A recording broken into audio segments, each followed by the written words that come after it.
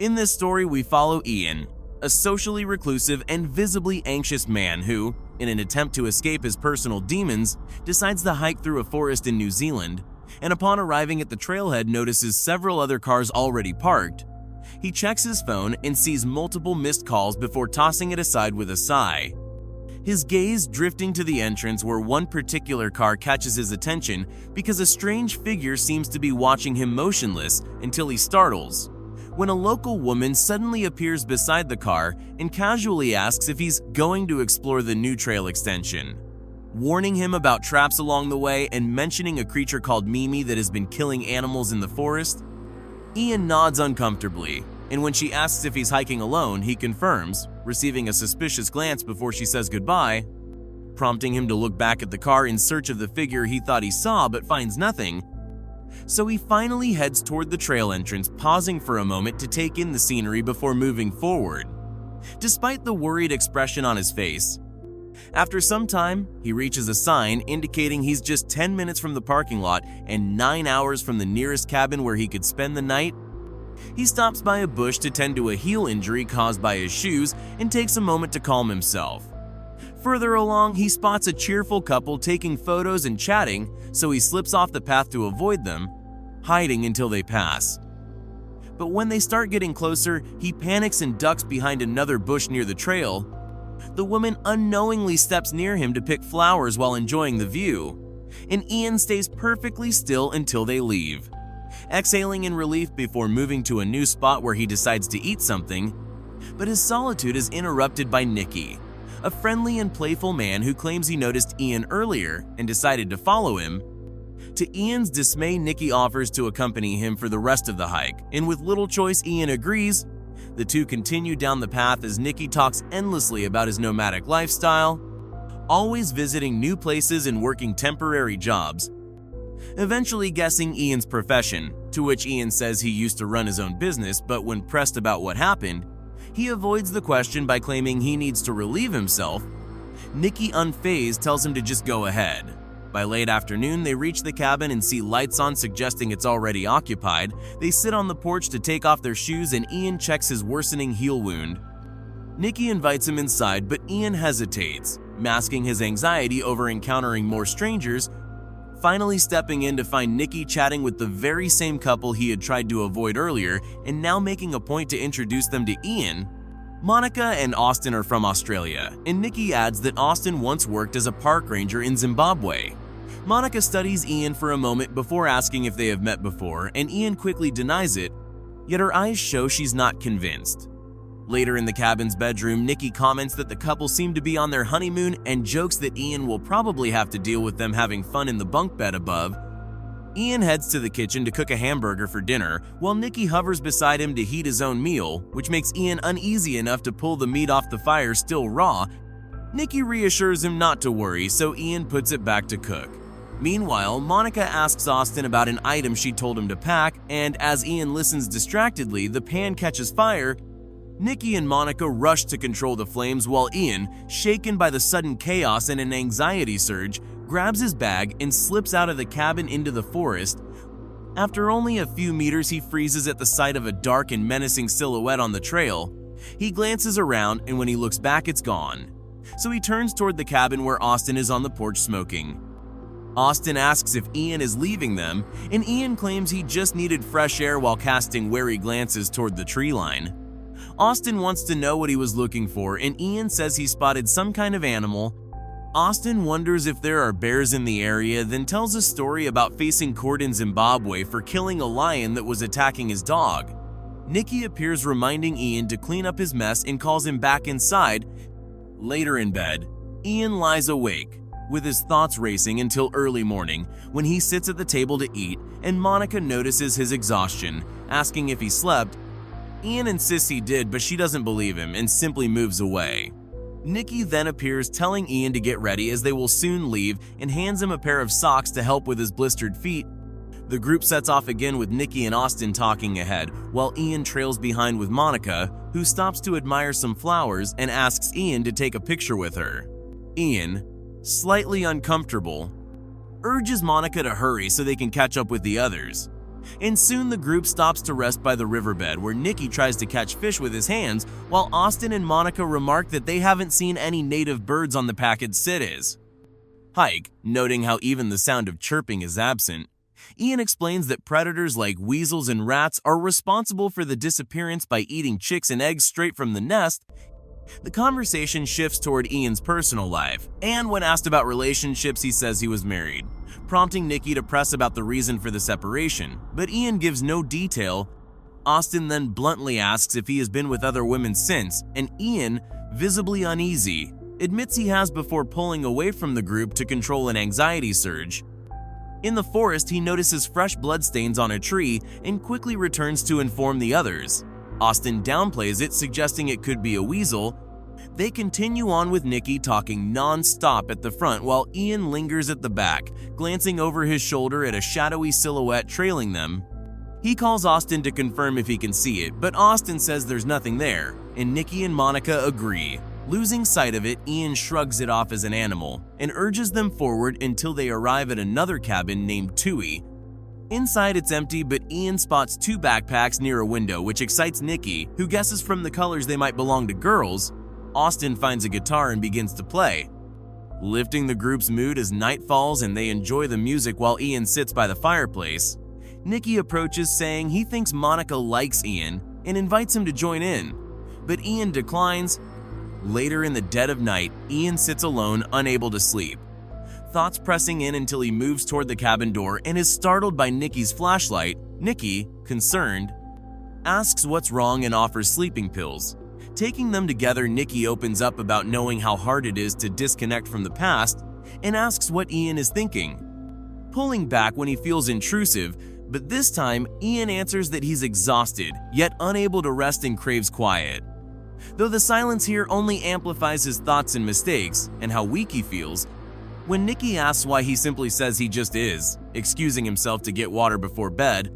On the way, Ian notices the abandoned backpacks again and decides to look through one, finding a camera, which he turns on to scroll through images of two young women happily hiking until one photo freezes him in the background. A strange silhouette stands watching. Zooming in on the photo, Ian realizes the silhouette is Nikki, and a chill runs through him. Thoughts racing back to the pills Nikki gave him earlier. His balance falters and he collapses on the living room floor, waking the next morning wrapped in a sleeping bag with Monica asking how he ended up there. Ian explains Nikki gave him a sedative and immediately asks where the others are. Monica says he and Austin went fishing, and Ian, tense, tries to show her the photo from the night before, convinced Nikki may have harmed the girls. But before he can make his point, Austin and Nikki return.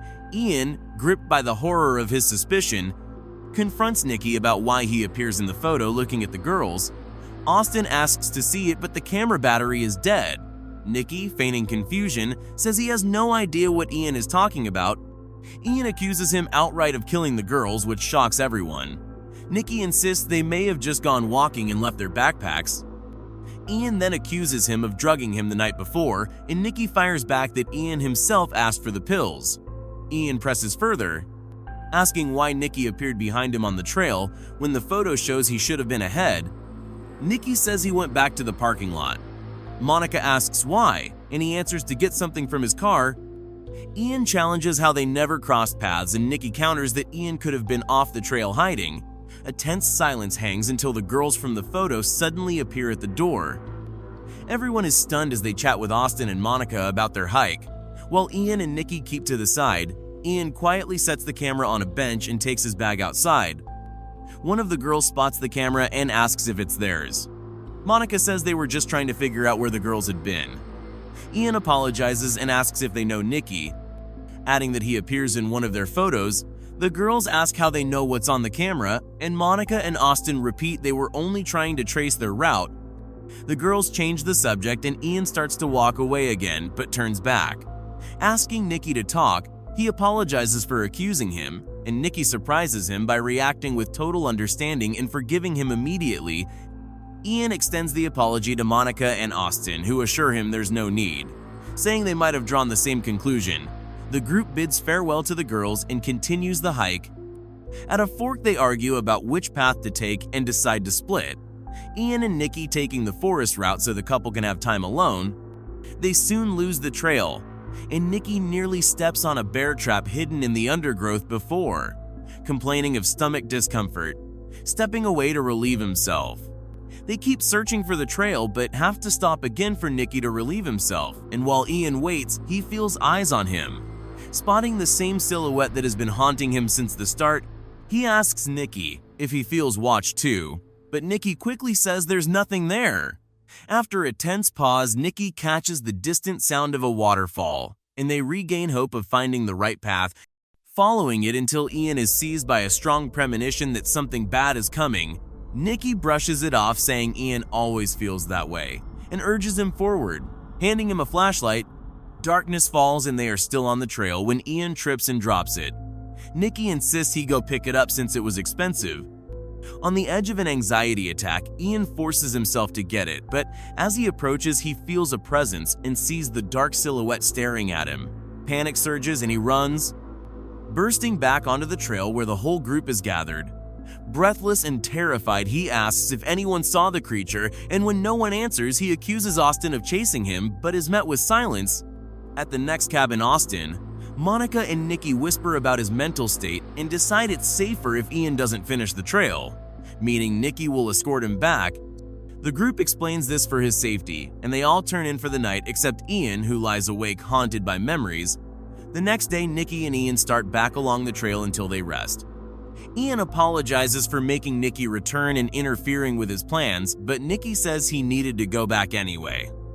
Ian questions his sanity for being the only one to see strange things while Nikki tries to reassure him. Then Nikki steps away again to relieve himself, leaving Ian alone. A noise from where Nikki went draws Ian to investigate, and what he sees sends him into shock. Later, Austin and Monica, returning from the trail, see Ian running toward them in a frenzy, claiming the creature killed and devoured Nikki. The couple, pale and disbelieving, say they must head to the trail's start, but Ian blocks them, insisting they must go the opposite way. Monica and Austin step aside to talk, and when they return, Austin pulls a pocket knife, telling Ian they will continue without him, and that following them would be a big mistake. Ian stands frozen as they walk off until they stop to drink water, and suddenly something slams into Monica's back. Blood drips from her mouth before she's yanked violently into the forest. Austin bolts after her, calling her name, until he finds Ian hiding behind a tree staring into a clearing. Rage overtakes him and he grabs Ian's neck, demanding to know what he did. Ian points to the clearing where only the upper half of Monica's body lies on the ground. Austin crawls toward Monica's lifeless body, sobbing before turning his rage on Ian, who bolts, leaping over a trap hidden in the ground that Austin steps on and is caught in. Ian hesitates, then runs back to help free him, but both freeze as the creature finally reveals itself. A massive black bird with a prehistoric silhouette. They stand paralyzed as it drags Monica's remains into the forest and disappears. Shaken, they sprint down the trail trying to make sense of what they saw, until they stumble upon a small cabin in a clearing. Austin collapses on the bed while Ian searches frantically for something to defend them. Austin mutters that the creature will find them. Ian says he'll try to run for help in the morning, but Austin insists it won't matter because it will come for them tonight. Ian finds an axe and stations himself at the door, keeping watch. Austin apologizes for thinking Ian was crazy, and Ian admits he thought the same. A heavy pounding rattles the door, and a shadow passes the window. The pounding grows. Ian grips the axe and edges closer until the noise stops. He leans in to listen, and the door explodes inward, the impact throwing him to the ground as the towering black heron-like beast steps inside. Advancing slowly until Austin throws something at its head, it whirls on him, knocking him down. Austin strains to keep the huge beak inches from his face. Ian scrambles for the axe, but the creature smashes him against the wall with a headbutt. It pins Austin by the chest and drives its beak into his right eye, killing him instantly. Roaring gutturally, it turns back to Ian. Striking twice but missing and wedging its beak into the floorboards, Ian hurls a metal object into its face and makes for the door, only to be slammed into the wall. He wrestles with its beak, is dragged to the bed and lifted off the ground. In desperation, he drives his fingers into its eyes. The bird thrashes, biting his hand. With his free arm, Ian grips its neck and squeezes until it goes limp. collapsing beside Austin's body and the fallen monster. At dawn, he sets out toward the trailhead, tears breaking free until drops on his face make him look up and realize it's blood. One of the girls from earlier hangs lifeless in the trees. Panic drives him toward the exit, but the bird, somehow alive, blocks his path. He crawls through bushes trying to skirt it and comes face to face with a nest of enormous black eggs. Heart pounding, he flees, but exhaustion slows him, and he senses movement behind him. Spinning just as it lunges, he catches its beak but is thrown to the ground. The beak plunges into his leg and snags in his shorts. He wriggles free, leaving the fabric behind and runs to the parking lot, finding his car locked. Without hesitation, he races toward the road, and after a long, staggering walk, he spots an approaching car, waving frantically and begging for help as the screen fades.